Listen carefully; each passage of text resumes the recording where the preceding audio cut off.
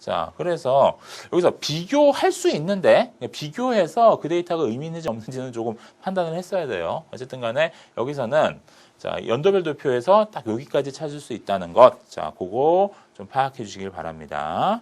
자, 다음. 성균관대학교에서 이제 그 다음에 요 표가 나왔거든요. 이게 표 2입니다. 자, 표 2 봅니다.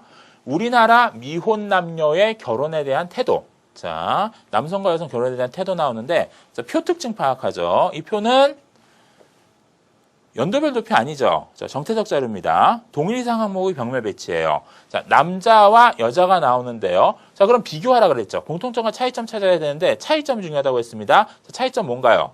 일단 해도 좋고 하지 않아도 좋음. 여자가 더 많습니다. 2배 이상 많네요.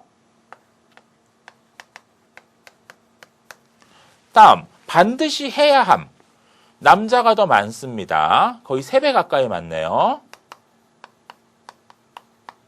자, 비율 분석까지 했죠. 자, 그래서 지금 요거 서로 비교해 보면은 남자들은 반드시 해야 된다고 생각하는 비율이 높은 반면에 여자들은 해도 좋고 하지 않아도 좋다고 생각하는 비율이 높습니다. 그럼 요 비교에서 도출할 수 있는 의미가 뭔가요? 간단하게 뽑을 수 있는 의미는 결국은 여자들이 남자들에 비해 지금 여기서 결혼에 대한 태도를 본 거잖아요. 결혼에 대한 태도가 부정적인 겁니다.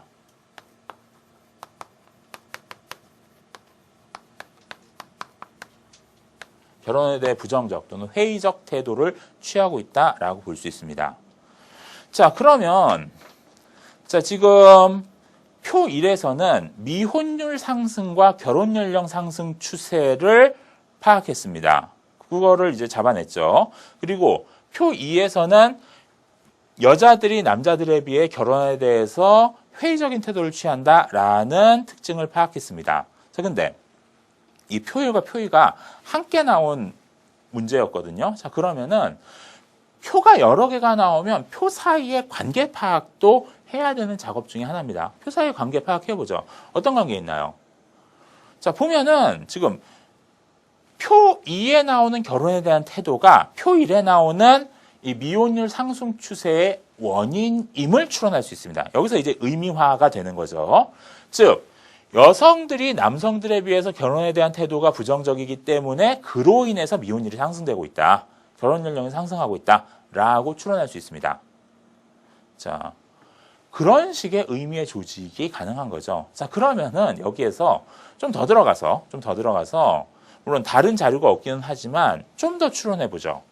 여성들이 남성들에 비해서 결혼에 대한 태도가 부정적인 이유가 무엇일까요? 자, 그 이유를 추론하는 것이 결과적으로는 미혼율 상승 추세의 원인을 파악하는 길이 될 겁니다. 뭐 간단하게 이게 지금 남자들보다 여자들이 어쨌든 간에 결혼이 불리하기 때문에 결혼을 하는 것이 여자들에게도 불리하기 때문에 그런 것은 아닐까. 혹시 남성 중심적인 사회의 영향이 아닐까. 이런 것들을 추론할 수 있죠. 자, 이거 문제가 좀 전체적인 문제가 안 나오기 때문에 이 이상 들어가긴 좀 어렵지만은 그런 식으로 생각을 펼치고 그러니까 가설을 설정하고 과연 맞는가를 이제 검증하는 그런 작업을 할 수도 있습니다. 이 이후에. 어쨌든 간에 이렇게 표는 많은 의미를 담고 있기 때문에 그 의미들을 자꾸만 찾아줄 수 있어야 합니다. 자, 그 다음 사례 한번 볼까요? 자, 그 다음 사례. 지금 제목이 없는데요. 지금 보면은 전체적으로 일단 연도별 도표입니다. 연도별 도표고 이 연도별 도표에서 알 수 있는 것은 전체 결혼 건수에서 국제 결혼의 비율입니다.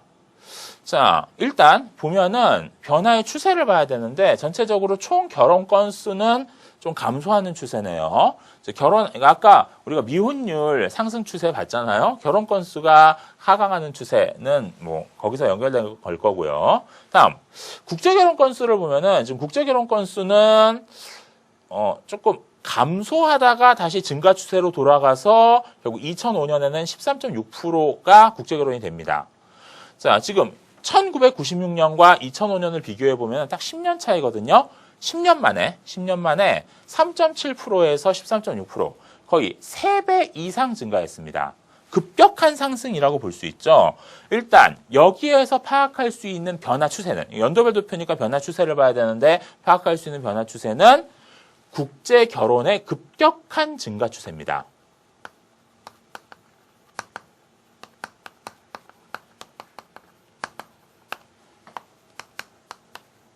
어느 정도 증가했죠? 거의 10년 사이에 3배 이상 증가한 정도의 급격한 증가가 이루어진 겁니다.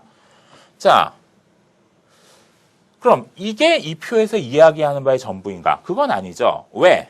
지금 나머지는 분석하지 않았습니다. 지금 밑에 보면은 이 국제결혼에서 외국인 아내의 비율과 외국인 남편의 비율이 나오고 있습니다.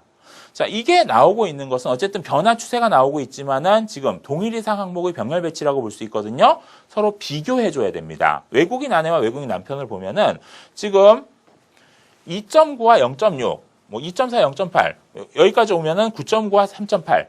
지금 외국인 아내 비율이 외국인 남편 비율에 비해서 많습니다. 2005년 기준으로 보면은 3배 가까이 많아요.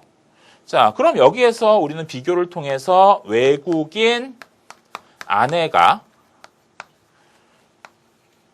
외국인 남편보다 많다는 것을 알 수 있습니다. 이 비율이 높아요. 즉 외국인 아내와의 결혼이 외국인 남편과의 결혼보다 많은 겁니다. 자, 이런 것을 파악할 수 있습니다. 자, 그래서 결국 의미하면은 국제 결혼이 급격하게 증가하고 있는 상황 속에서 외국인 아내와의 결혼이 외국인 남편과의 결혼보다 많다. 이걸 이제 전체적인 특징으로 파악할 수 있어요. 자, 그런데 아까 도표 특징 파악에서 3번이 특이점 분석이었잖아요. 특이점에 주목하라고 했잖아요. 자, 우리 여기서 특이점이 있거든요. 그거 좀 보도록 합시다. 자, 다시 들어갑니다. 다시 들어가면은 자, 앞에 국제결혼 다시 보죠. 국제결혼 다시 보면은 이게 그냥 지속적으로 증가한 게 아니라 감소하다가 증가했습니다.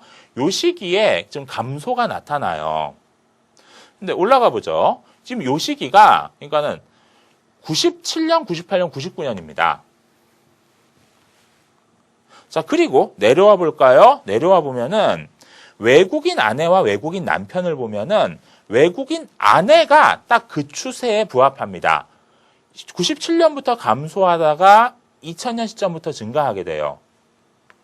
이때가 가장 낮은 시기가 되고요.